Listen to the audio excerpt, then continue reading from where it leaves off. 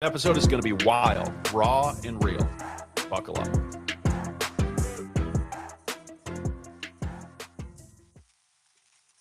What's going on, y'all? Welcome back to week 3, part 3 of the Sex Talk You Never Got series. We're working through Sam Jolman's book under the same name. We stole it from him, not him from us. We've been deeply impacted by this book. Nick introduced it to me a few months back, and we both started reading it. We were coming to the end of the Nice Guy series, and I said, this feels like the perfect thing to launch into. It certainly fits our work, what we're doing every day, what those of you who are listening to this are also interested, trying to get in your own life. And I think it's such a unmet, needed place in all of us, whether it be about sex specifically or about how we experience the world more generally. So we're super excited to dive in, and we're talking about chapter 2. Maybe some of you have bought the book and are reading along with us. That would be an awesome way to unpack this together. We hope you are. We recommend that you go and buy the book. Certainly in each of these episodes, I mean, so much of each of these chapters could fill many hours worth of podcasting, not simply one. So certainly go buy the book wherever you can find books. There it is. But today we're going through chapter 2, titled God Most Wants Your Awe, Not Your Purity. So we're going to talk about purity culture, what awe is, why sex is so integral in awe, and vice versa, and why arousal and desire are so crucially important to form rather than to repress or to let run wild, and how we fall into terrible, terrible places in life, ones that certainly none of us want to live when we let one of those two things happen, or those are done to us in formation, especially in our early years. So in chapter 2, Jolman makes one of the most provocative claims in the book, that purity, as most of us received it, was never actually God's primary goal for our sexuality. Awe was. Purity culture handed us a system built around behavior management and fear of failure. But Jolman argues God's deepest invitation isn't don't mess up or don't act out. It's don't miss the wonder. This chapter asks what changes when we stop treating sexuality as a moral obstacle course and start treating it as a doorway into something transcendent. So, Nick, I want to start here with you. Reading this chapter, what were you most deeply impacted by, moved by? What created curiosity for you? Just looking at this at sort of the 30,000 foot view. Yeah, where did you land after reading this chapter? Overall, I think we hit on it last week, but we talked about porn isn't that it shows too much, it's that it shows too little. He talks about lust isn't that it's just reveals too much, it's that it reveals too little. And from an early age, and I want to kick us off with the opening story, that just to kind of couch the conversation in and to kind of launch us. He talks about this little boy who has this transcendent experience, which oftentimes our first experience of a woman, you know, where we see her can be this transcendent experience that, and there's a mixed bag of purity culture in the church. It's done some good. There's been a whole economy built out of it in the church. And I even think I've shared before, my little sister wrote her purity card and actually gave it to her husband on their wedding day. Like, pretty freaking cool, pretty powerful. But I think we've missed the forest for the trees, and we've made it all about that, where we've conflated holiness and purity. And he challenges that a lot. And there's we rather than getting curious, we repress. Rather than exploring what's underneath the desire, what are the deeper, truer,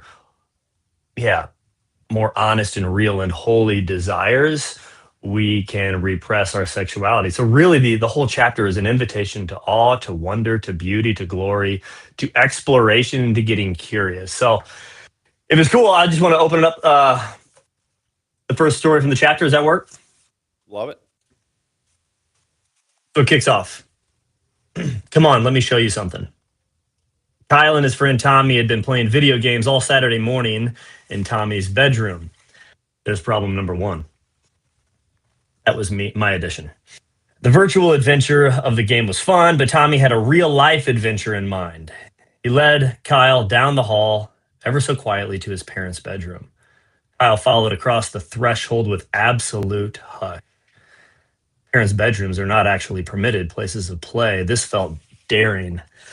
Once inside, Tommy unearthed a magazine from his father's nightstand drawer and sat on the bed flipping through the pages. Kyle moved close enough to get a look. His heart began to race. A naked woman peered back at him with her glistening body on full display. He had never seen anything like this. Suddenly, Tommy's mother called his name from downstairs. Tommy shoved the magazine back in his dad's nightstand, and with all the speed the two boys could muster, they raced out of the room and dove onto the floor of his bedroom, back to the video game they had been playing all morning. Later that night, at home, Kyle could still recall the warmth he felt inside his body. It stayed with him all day long. A new world opened up to him, and with it came an unbelievable excitement. As he lay in his bed, staring wide eyed at the ceiling, he prayed with pure innocence: God, thank you for naked women. The story is complex, like almost all of our stories of sexuality. I imagine you felt danger as much as anything else. This is a story of many things, including an evil assault against Kyle's heart.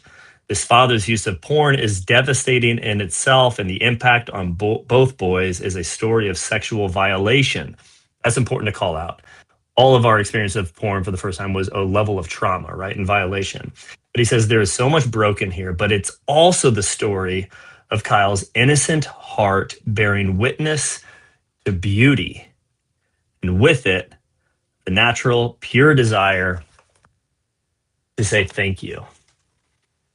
I love that he launches into that story because it's a whole mixed bag. I mean, even as I was reading it the first time and reading it again right there, there's like things that are stirred up within me, this glistening woman body being revealed on display, and like this whole body experience, like chemicals flowing through your body. And we know that innately there's something wrong here, which is why they close it and run back to where they were. But as he went back to it that night, I love the innocent, pure prayer of that boy. God, thank you for naked women. And it just reminds me, Bob Schuth says, and we've said it before, underneath every desire, no matter how disordered, is a good and holy desire, is an unmet need, and is a wound. And so it's both this wounding experience, it's wheats and tares here. It's wounding, but also it's this thank you, God. And the danger he talks about in this chapter, and we want to break open here, is we repress that. We shut that part of us down. And when we shut that part of us down, and that curiosity, sincere curiosity, this exploration, this curiosity and awe, we don't feel that legitimate need in our heart, and so the counterfeit's going to keep coming in. So we have these needs of gratitude to be filled, and a heart to be filled, and wonder and awe to fill those places in our heart. And the danger is we don't go there, we repress it, we shame, and nature abhors a vacuum, and the counterfeit's going to come in. So I'm just curious, as we read that, what stands out to you?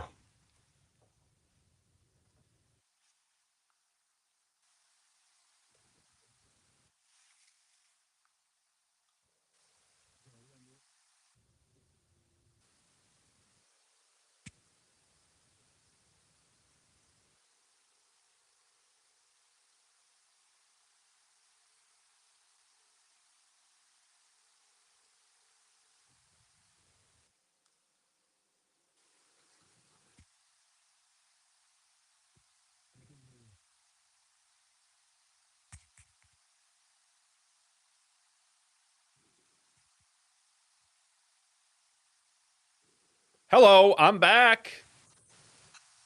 What's up? Uh what I was saying. Uh he it makes me think of the end of the chapter where he talks about uh the man who I think his name's Mike.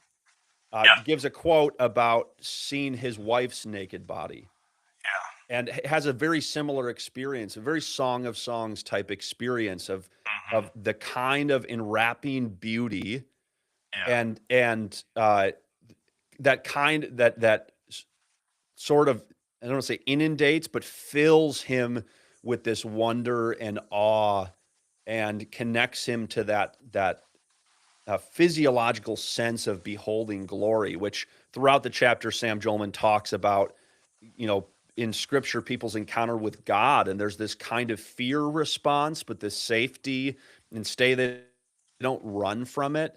They're thrown down to the ground. They're the amygdala is going on, but then there's this also this safety with it of I want to stay here. I want to be beholding this glory. This is good that I'm here. And so sort of juxtaposing those two things against each other, again, the innocent, like his body, his mind are responding in innocence the way that he's meant to, that he's designed to go to gratitude, to awe, to wonder, to for his body to, you know, he describes it as warmth, to be moved by it, right? And but that there's this lack, which Sam points out, of the formation of the to knowing what to do with it, to know how to rightly order it. That's missing in the story, and that's, again, you said it, Nick, is usually our experience of early exposure, right? Is that it is intoxicating. It draws us in. We usually, because of that experience, begin to associate that experience as evil rather than as good, right? That I shouldn't have this, that I shouldn't be as aroused by this as I am, that it's wrong that this is, that I desire this. I remember a passage, and you have a similar story, Nick, that maybe you'll share after I share this one, about a Jewish rabbi who was mentoring college students. And the college students, men and women, were going out camping for a weekend, and they were all going to sleep in, I forget what this exact circumstance, but sleep in the same tent or go on this camping trip together or whatever. And he basically questioned them of like, is that a good idea? Uh, will you be able to continue to live in virtue in that context? And they were like, oh yeah, it's no big deal. Like, we're not attracted to them. We won't care. It won't be a problem. And his response was kind of that innocent, like, how could you go into the wilderness in a place that draws on our beauty and awe, and then behold beauty and awe in human form and not be drawn by it? Like, there's a problem there. Like, this is an issue, not an opportunity. The fact that you've dulled your capacity to be able to be allured by physical beauty is a massive issue, not a sign that you've harnessed that part of you, that you've put it into right order, that it is well formed. So that's what that stands out to me the most, that we've, for so many of us, because of early exposure, I think most frequently wrongly associated that arousal, that enrapture, that gratitude, that intoxication as evil rather than as good. Want to go with it?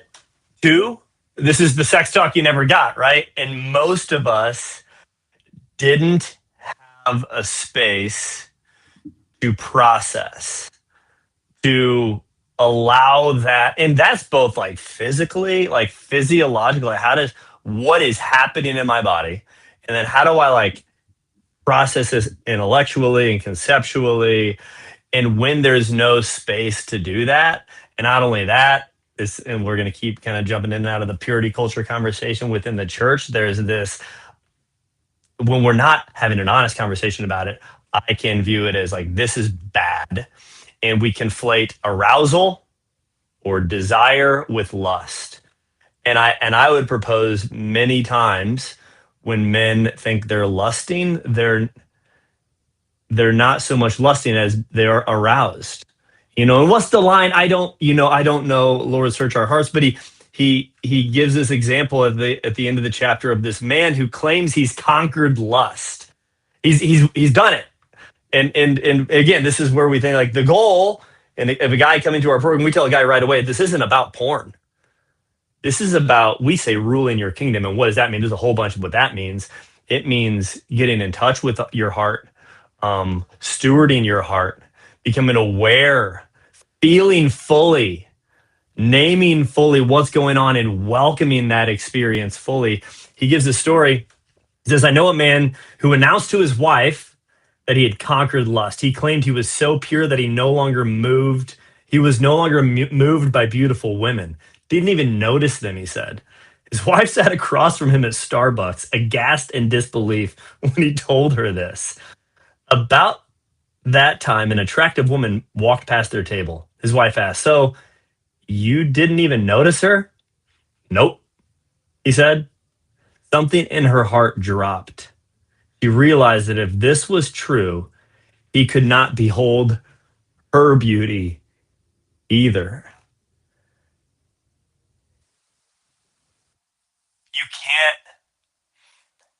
You can't locally anesthetize, I guess you could say, particular parts of your heart. Like if you numb your ability to suffer and feel pain, you're going to numb your experience to feel beauty and awe and wonder. And similarly, if we try to just shut down our sexuality and repress it, and rather than allow it to be transformed, we shut down our ability to experience beauty and to be taken captive by our spouses and God even. And which is why he says the whole point of this, God isn't just after your purity. Purity is a means to an end. And we'll talk about that but he wants your awe and your curiosity. So Yeah. Yeah, and curiosity is a really interesting thing. What is being curious about something creates? It creates in some ways an insatiable desire to know that thing, to understand it, mm, to become proficient in it, yeah, right? And which again goes back to why he wrote this book at the beginning, why I think this is such a crucial topic, because as he says, like, we don't need a sex talk, we need hundreds of conversations right.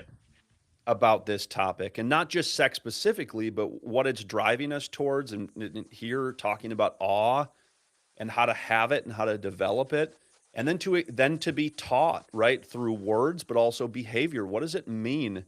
Where did you see examples in your life of adults being drawn to awe and wonder, to living lives of adventure and calling and purpose and intent in a way that showed you sort of the image bearer of that kind of fulfillment, that self-possession of the model of what awe and wonder looks like?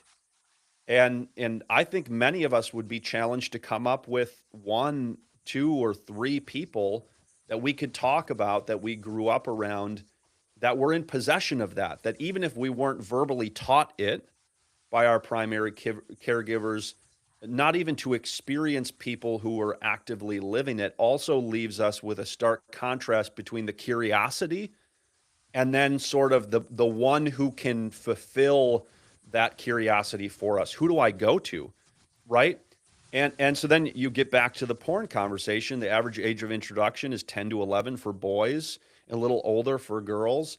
But that becomes the place where you're introduced, where the confident, self-possessed, capable people who seem really, really in control and in command of their own sexuality and know exactly what to do with it and how to perform it and how to draw you into it, becomes the teacher, becomes the way, becomes the source of the development of awe and wonder. And certainly in that case, then you get into that other ditch right? Virtue is in the middle. If purity culture is in one ditch and repression is the end result of that, you get the permissiveness, which he talks about when he talks about purity culture. And I want to read a little bit from what he talks about in that section, because I think it's really worth considering these two ditches so that we can find what virtue actually looks like. What does it look like to develop formed, integrated wholeness in this area of my life? And this section is titled "The Goal of Your Sexuality." He said, if you grew up around the church, you probably absorbed the idea that the most important aim of your sexuality is purity. But that leads into all kinds of difficult struggles with desire that look more like repression than transformation.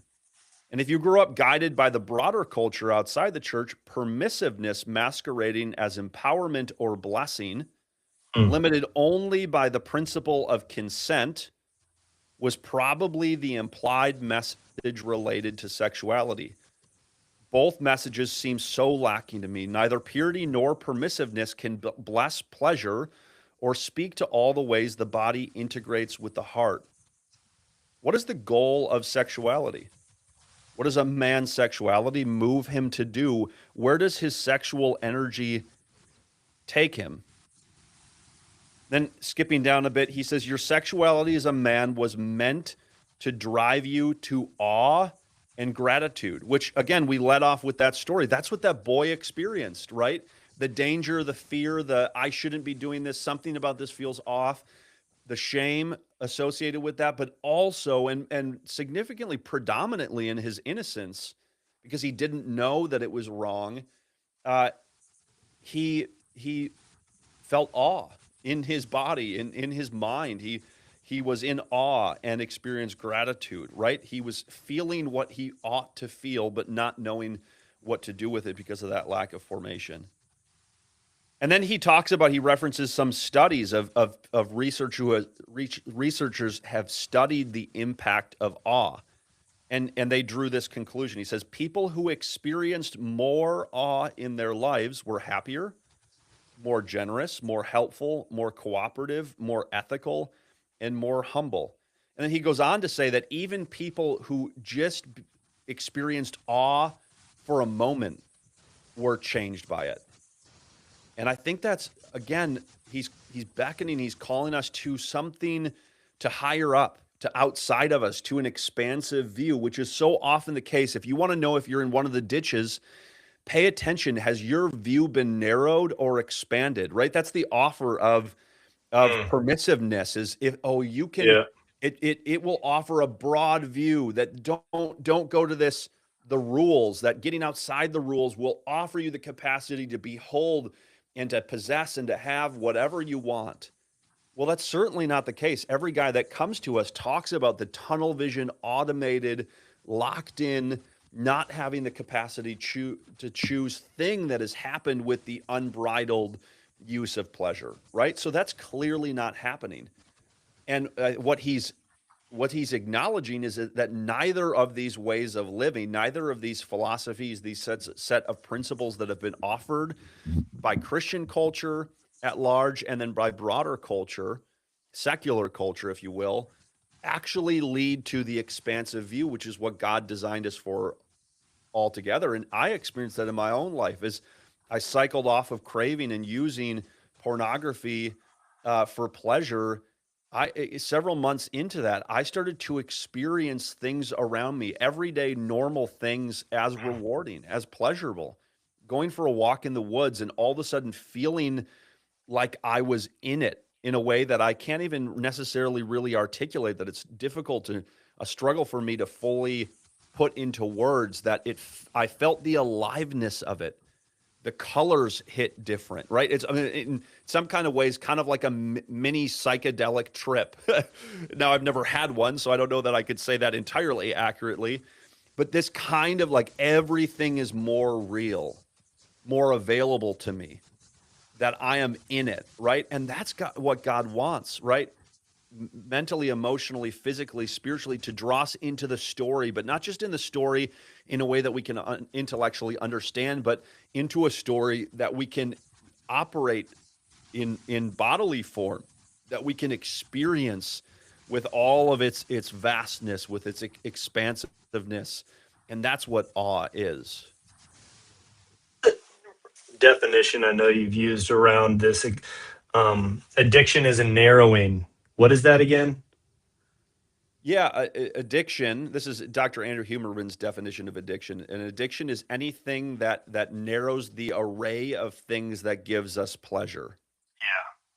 right? And repression does that, right? By Yeah. saying, don't have it, never Yeah. go to it, and really don't be curious about it. It's bad. Yeah.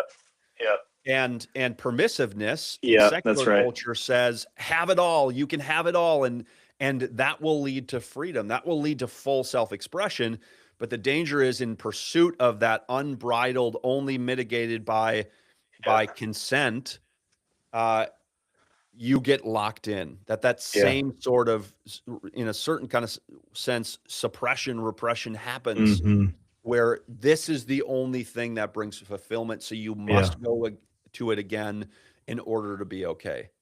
So good. Yeah. It's this interesting principle that those two ends of the spectrum, the repression, but I want to highlight the permissiveness piece. When you have access to everything you want, and now it's just in our pockets right now, and the whole world is at our fingertips, and whatever you want on demand, and just what the consequence, or the effect of that is this narrowness, myopic view, tunnel vision, inability to experience delight and pleasure. And the opposite is true when we get sucked into the moment. And he says beauty is so much more than the physical appearance, and it's about presence, about being in this moment. It's being enraptured, whether it's by, I've never ridden a horse, but I've always wanted to, but I've heard this wild, fierce experience. And he talks about awe being this terrifying goodness. And I've never been to the Grand Canyon, but I've heard like this in the experience, whether it's with the naked body of your wife, that you have a moment of just awe, and or your bride walking down the aisle, or nature and God's glory showing through this experience of being captured, really taken captive by the moment, this terrifying goodness. It opens you up to the fullness of life, and it makes you, as I think Dracker Phillips was the guy he's quoting, wrote the book on awe, and he's a secular guy. This is really cool. And the highest form of awe is moral goodness. When people experience others being morally good, which is just so cool, that this you're drawn into it, and you feel so small. And part of this, you're an interconnected part of the whole cosmos, and it's a whole body experience. He says, back to the book on page 35, he says, terrifying goodness sounds oxymoronic, like dry rain or giant ants, ideas that might work for a fairy tale, but not in real life. We have trouble categorizing it, kind of like what you were talking about. It's such a dynamic experience, it becomes kind of static when we put it into words. He says, when we experience awe, we are overcome with something we cannot look away from. Again, it's interesting, right? We also have this narrowing, myopic view, and permissiveness comes, and I cannot look away from this. I'm sucked in, but it's narrow. But the experience of awe, we're overcome. We are overcome by something we can't look away from. And in the words of Dan Allender, awe is being afraid of something that we are simultaneously drawn to. It's a wild experience, he says, one to which we have very little to compare. And I know I was sharing with you this. It was like, what is awe? And we talk about that. He talks about the fear of the Lord.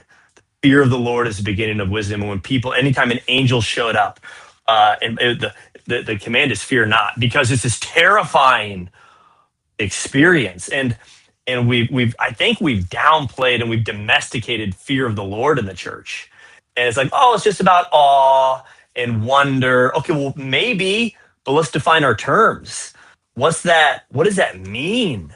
And anytime, in the Old Testament, when there was fear and awe, and then God showed up, they fell on their faces and worshipped. And this image I was sharing with you before we pressed record, one of the better images I've kind of have in my mind, and I kind of the fear of the Lord. Teresa, she was sharing with me when she was 8 years old, in her room with Ruthie. Uh, and there was a mouse that ran across the floor and got trapped in the room and couldn't get out. And Teresa was freaking out. She screamed, and then her dad walks up the stairs, comes into the room barefooted, and walks up to the mouse and smashes it with his feet, just crushes it. And she says, I remember in that moment, Nick, and I couldn't put it into words, but I was both terrified of my dad, but also felt completely safe. I had this thought. She said, I had the thought like, he could do that to me, but he won't. But he could, but he won't. I know who he is. He's the icon of security and safety for me, but I see what he's capable of. And isn't that God? Like actually, the Lion of Judah could destroy me, Yeah. but he won't. Yeah. But he could, but he won't. And so this is both, and it's made man. His nature is made manifest in all of creation, especially the wild fierceness of creation and the untamed parts of the world. Where just is this being captured by the moment and this narrowing. I'm sorry. This being captured by the moment is an expansive reality that opens you up to the fullness of life. Yeah. Yeah. On page 37, it says, many of us have had this same fear tactic used to scare us to pursue sexual purity. We live with the fear that God will roar in anger at us if we mess up sexually. I know men who shake in terror when something goes wrong in their life, fearing God is punishing them for masturbating or looking at a woman lustfully. It makes me think of a friend of ours who thinks or who thought when he was younger that acting out sexually opened up demon portals. But I believe this gets the heart of God wrong. God wants to awe us, not terrify us, into relationship. He does not want us to simply behave ourselves like scolded children. He wants to move us. And the only way for this to be true for him is for him to be truly good. Yes, God is powerful. God thunders and booms. God flashes and flames and glows hot with glory, like you were just talking about, Nick, in creation. His presence disrupts. People fall flat on their faces because of a bodily fear reaction so primal that it could hardly be called reverent or even spiritual. It triggers the brain's autonomic danger system, the amygdala, the part of our brain that consistently sifts our sensed experience for danger before we are even consciously aware of what we are seeing. Our amygdala is processing pre-conscious feelings about it, sensing the level of safety. The amygdala is what enables us to jump before we even fully register the presence of a snake in front of us. But God always invokes more than simple terror. People don't just run, they stick around, held by something more. Though fear may also be an ingredient, there's something else going on with awe that keeps us from outright fleeing the scene. As you were talking about that, Nick, I thought about a stat I heard some years ago or read somewhere some years ago about 1 in 3 children by the age of 13 will sexually experiment with a peer. I reckon to guess that number is much higher today than it was 10 plus years ago when I read that. But he talks about that behaving like scolded children. What's usually the reaction to the expression of curiosity as children begin to push the boundaries of what's safe? They get scolded. Don't do it, right? It gets brushed off or brushed under the table. It gets an awkward response. And what's the message they receive with that as they attempt to be able to integrate this curiosity? Yes, in a wrong, unhelpful way that's not good for them and the person that they're acting out with. What do they get? They get shame. They get rules. They get don't do that. They get your curiosity is bad. Right? That's the formation they receive, and the curiosity becomes the problem rather than the adult's formation or transformation of that curiosity, right? And that's where the real miss is that children are curious by nature. We talked to, I think it was 2 weeks ago, Nick, when we talked about using anatomical terms about forming our children earlier on in age appropriate ways, of bringing them into the conversation about their bodies, about how they're created physically, about helping them be curious about it and responding to their curiosity. One of the things I'm most amazed about raising kids, I have a 9, 6, 4, and 9-month-old, is especially my daughter, because she's the oldest one, it just is like clockwork. She asks the right question at the right times. And I'm always blown away by it. Like, there is curiosity. This is a silly example, but in the past couple of weeks, I was just talking about my wife with it. She started to ask us pretty much every day I draw her to school. She asks about a different scenario, about somebody breaking into the house and what she should do. And it really isn't prompted by anything. There's nothing that's happened. There's no movie we've watched. There's no book she's read about it, because I've gotten curious with her about, like, where's this coming from? Why are you thinking about this? But she's just asking about, Dad, if Judah were sleeping upstairs and I were in the kitchen and someone broke in the front door, what do I do in that scenario? Right? And there's a way that you can respond. That would never happen. You're totally safe. Don't worry about it. But it doesn't honor her curiosity, that she's becoming aware of that. She's starting to think through things and think ahead in life about things, of how should I react. She's starting to feel fear and ask, what do I do with fear if something creates fear in me? What do I do with that? And so it's been so much fun to be able to respond with her and both logic it out with her. Well, if Judah's upstairs asleep with her and someone comes through the front door, I want you to run out the back door, go through our side gate, go to our neighbor's house, tell them there's a stranger in her house and ask for help, right? And to be practical with her, she's trying to work out, how do I resolve this fear in me? What do I do with that? But then to also broaden it and talk to her about fear and what does that do? What does that do in us? And how do we respond to it? And, she's like, well, shouldn't I run upstairs and get Judah? And, it's like she's thinking through all of these scenarios, and she wasn't doing that a year ago. She wasn't doing that 2 years ago, 3 years ago. And this understanding of curiosity and responding to it with curiosity, being able to be in it with them, leads to such rich, deep, right-timed conversations that both respects their developmental stage, where they're at, but also my experience has been it comes sooner than you're ready to have that conversation. If I were going to choose, when do I have stranger danger conversations with my 9-year-old daughter, it probably wouldn't be at 9, right? It probably, my perception of her is that's too early.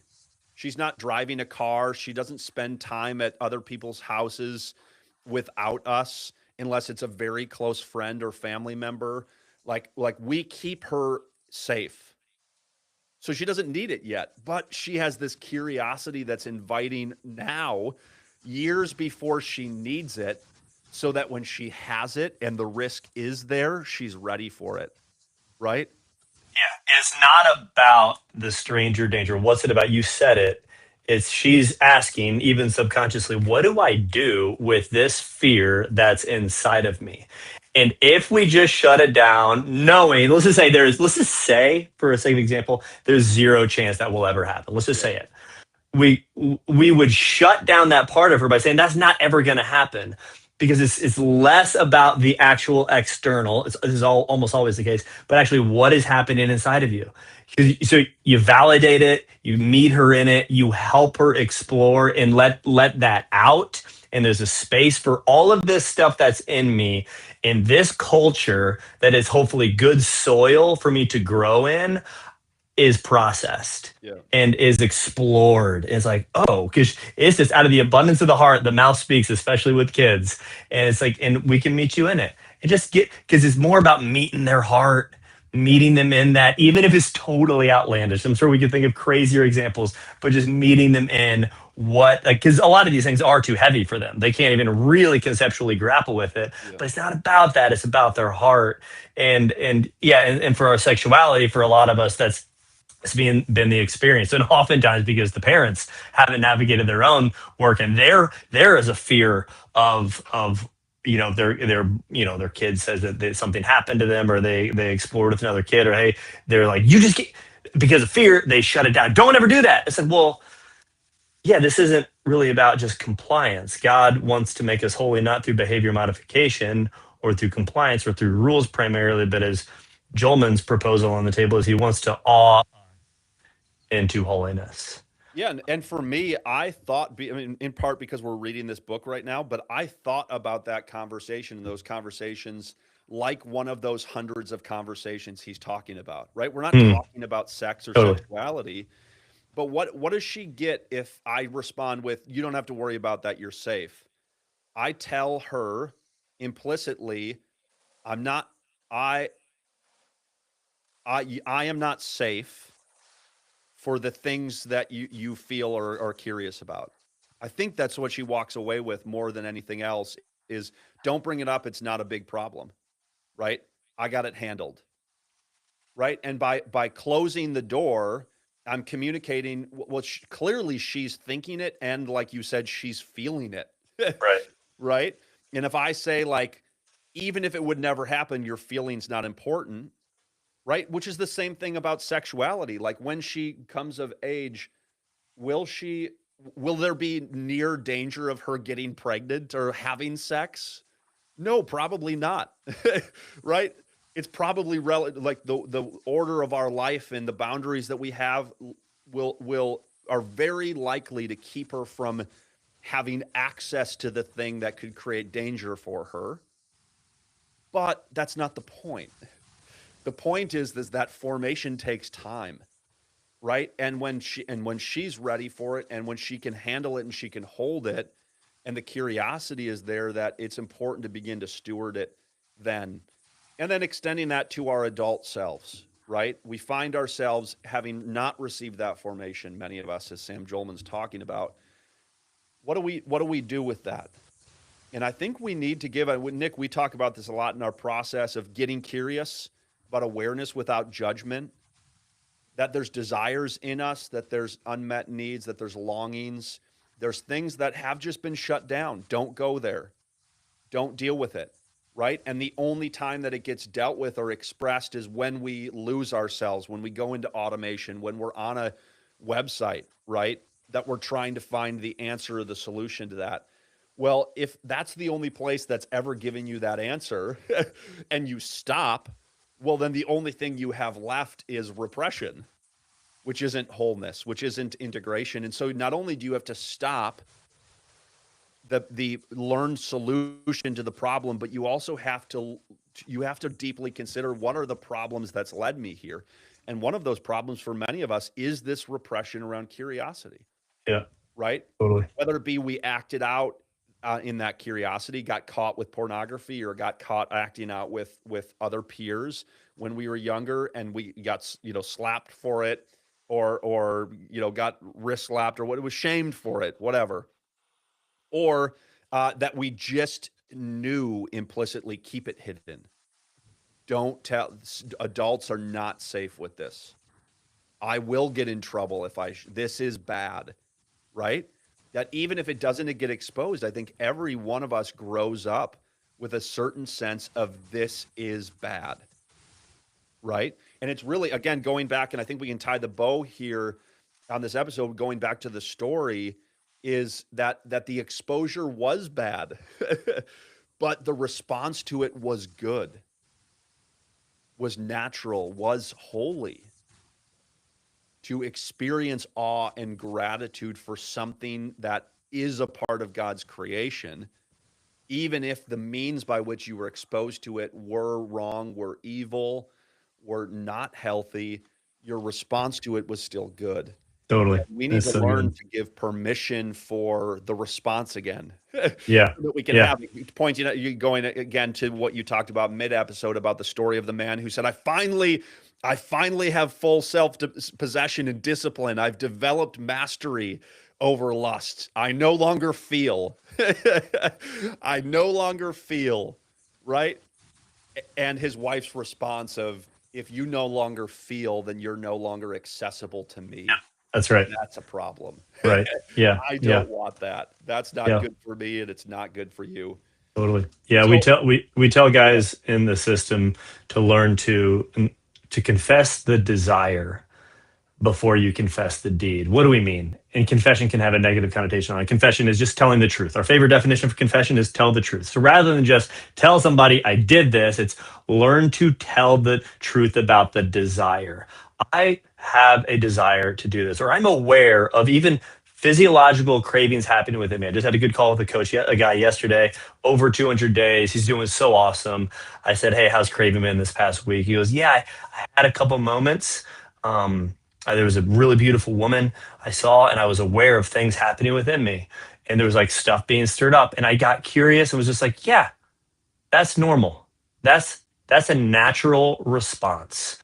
And I'm okay. The problem is when we view that as a threat, and we can tell we view it as a threat when we try to just shut it down. It's not a threat, it's a natural response. Like the guy sitting at the table, the natural response is to be drawn by her beauty, you know, and there's an objectivity to beauty and a subjective experience to it as well. But learning to explore and just get curious, like, I have a desire for this and I'm aware of this, and it dispels this tyrannical experience of it over you and allows you just to be and to rest in your body. So listener, our question for you is where did God, or where did you rather learn that God's primary concern about your sexuality was whether you kept the rules and stayed pure? And what would it mean to you?